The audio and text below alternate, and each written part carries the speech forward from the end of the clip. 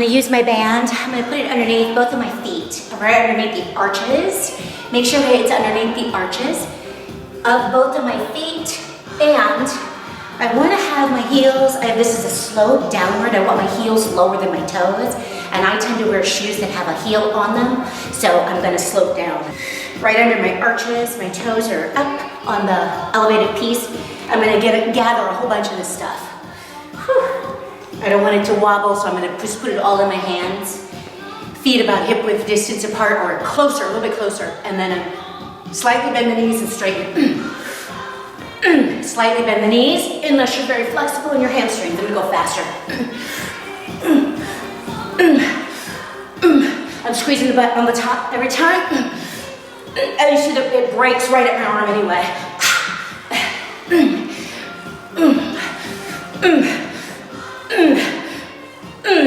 Thinking about my butt.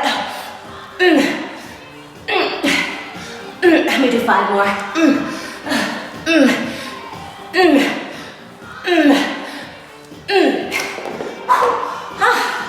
So you want to feel that right where it ties in, hamstring to your butt. Whew.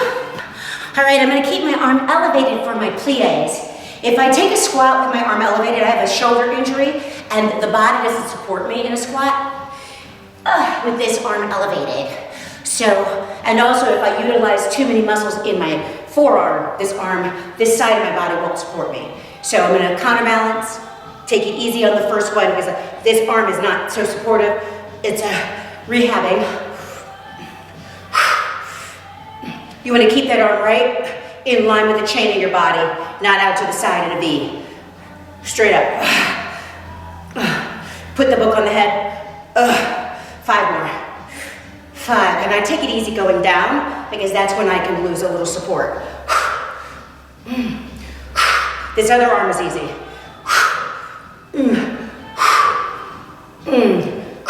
That's probably more than 5. Oh, baby.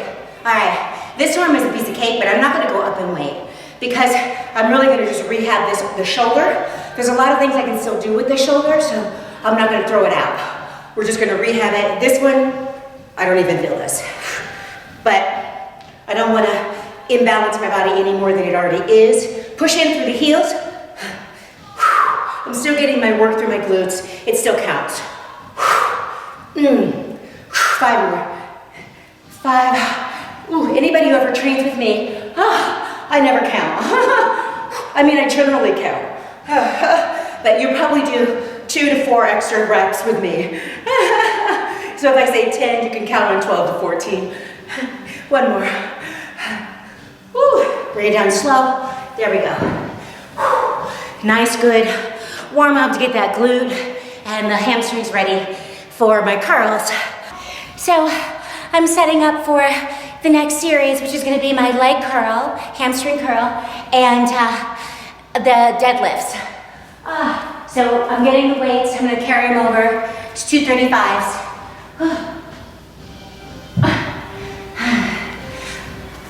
Get them ready because I'm going to do a superset, 2 sets together to make 1 long set. So some of you are not really certain about how to set these machines up, and so you don't have to necessarily memorize everything. You just have to kind of know your own body. And there's a rotation right here. There's usually a knob to indicate that that's where the rotation is, and that's where you set your knees. So that's going to determine how close this seat is. And when you sit down, however you set this seat, your knee should line up with that axis right there. And there's usually a knob there. And then when you're setting up the rotation for the leg curl, let me just show you, because this is a seated leg curl. Let me see, right there. You want to make sure that that sucker right there is not on your sneaker and it's not like climbing up to your knee. So you just find a little sweet spot. And I have this a little high, but that's okay, because the higher, this is a longer range of motion. And then I'm going to put the roller coaster seat down, lock it into place, and then we're ready to go. So I'm gonna start with a 20. This is a pretty light set, 20.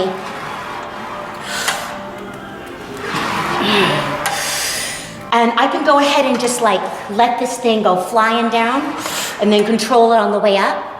The other thing that I'm doing is making sure I stay flush into the seat so I don't go sliding out like that, okay?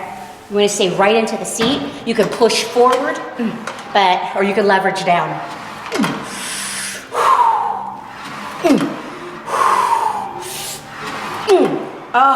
So I'm gonna go down fast, come up a little bit slower.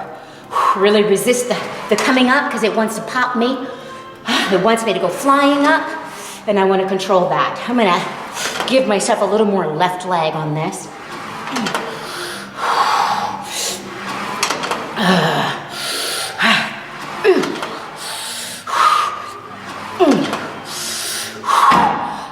There we go.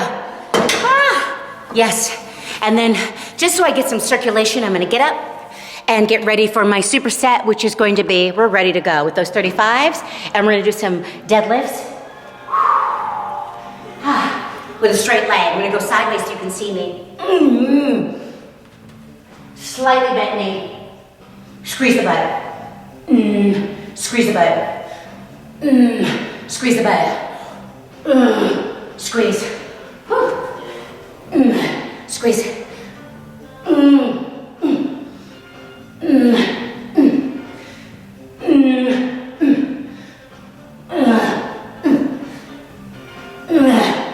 Same thing, kind of slow on the way down, and then I go a little fast coming up, because that's the squeeze. There's my negative, there's my positive. 2 more. And then put them down. There we go. First set. 3 more. Oh yes. So, time. Most people that know me well know that I do not drink water while I exercise. And a lot of people ask me, how do you do that? Because when I used to teach like 3 classes in a row, I didn't take a sip of water.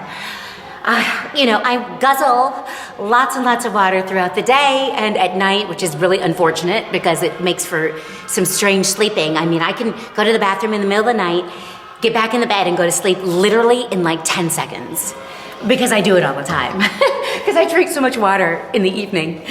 But I do not drink water when I exercise. I don't like the digestion of it. I just don't like the way it feels. And I don't like to pause because it changes my thought patterns. I know, but anyway. All right, here we go. Woo. So I just took the weight up a little bit, and I'm gonna go for 8, and I'm just gonna, because hamstrings are very explosive, I'm just gonna explode in all directions.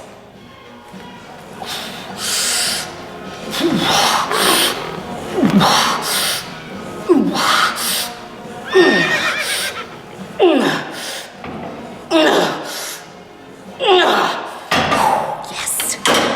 All right. Look at that. Look at my glasses. It's crazy.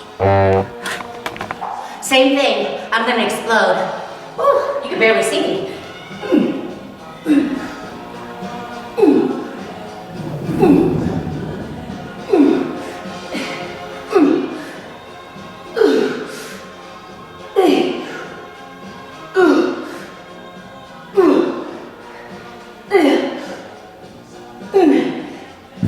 Yes.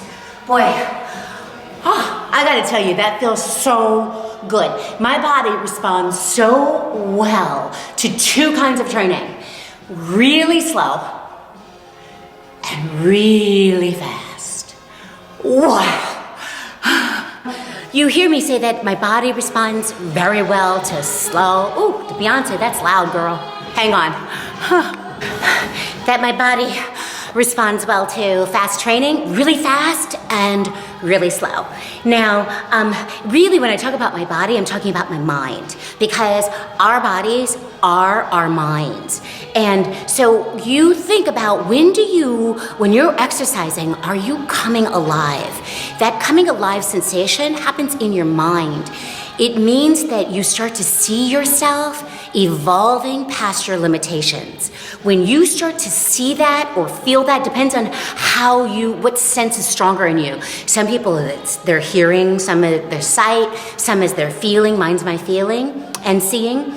And some of you the breath in itself just gives you life. So when you get to that point, when some part of your senses starts to see, feel, know that you're evolving, that is your sweet spot. That's probably the kind of training that you need to lean into the most.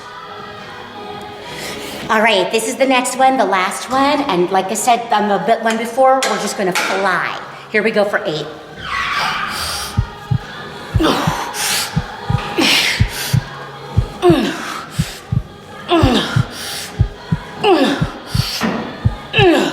I'm gonna do 2 more. Yes. Let's set up. Hey.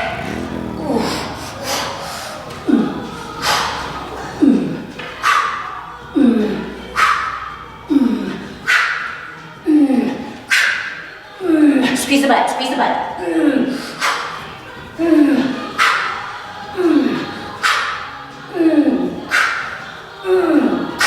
One more.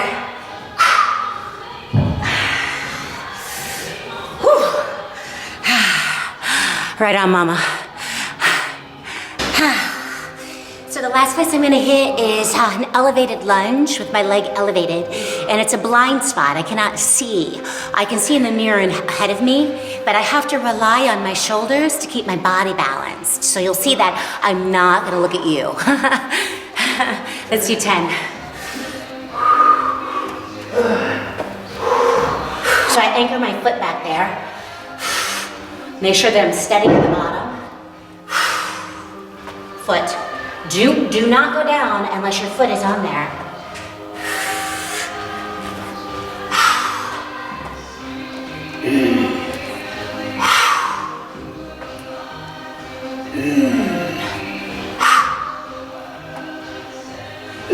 So I get to incorporate balance in this.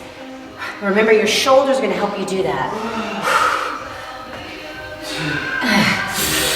I want to feel this in my glutes. It's really not possible not to, really. If you go down low enough.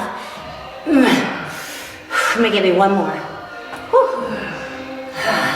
Look at that. All right, let's go to the other leg. I'm gonna back up just a little bit so I get my foot on that high portion, because it's sliding down.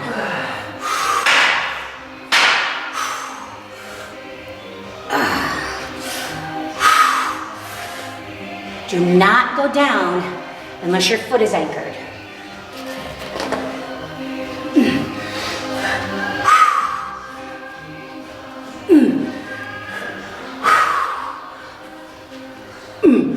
And you can see in the front mirror that your hips and your shoulders are squared. You want them squared. Right there. Let's do 2 more.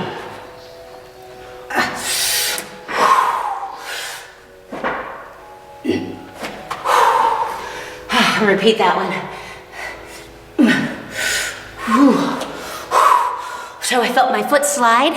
The last thing you want to do is panic. So if you feel anything at all, you just pause. Look at your shoulders and find your balance again. So likewise, you're gonna keep your head straight ahead. We're gonna do lunges with that leg elevated on this right here, and it's narrow. So if you have something that's a little bit wider, it's probably safer, not probably, it is. So I'm not gonna look at you. Once I put my foot up there, I'm just gonna get going. And the weights are 20s, and it's nice to have something that's challenging. If you've got plates with a handle, they're so much easier to hold. So like hold 2 10s in your hand or 2 5s. Or if you're like a dude like me, you can hold 2 20s in your hand, 2 of those round plates. All right.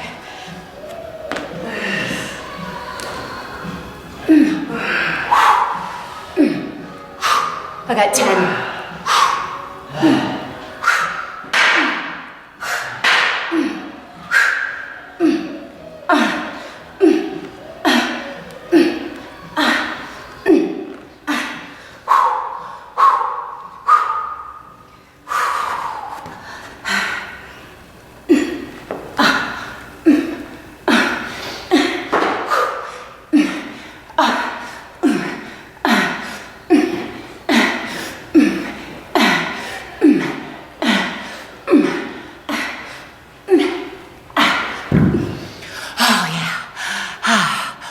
Ooh, that'll give you life. That's better than lemonade.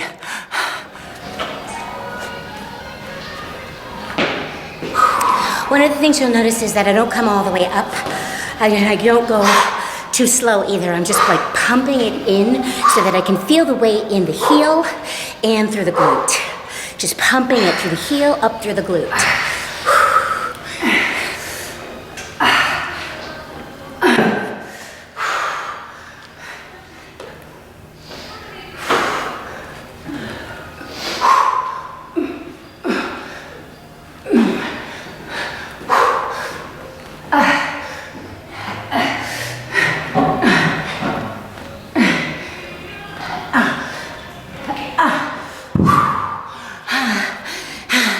Don't talk to anybody who's doing that.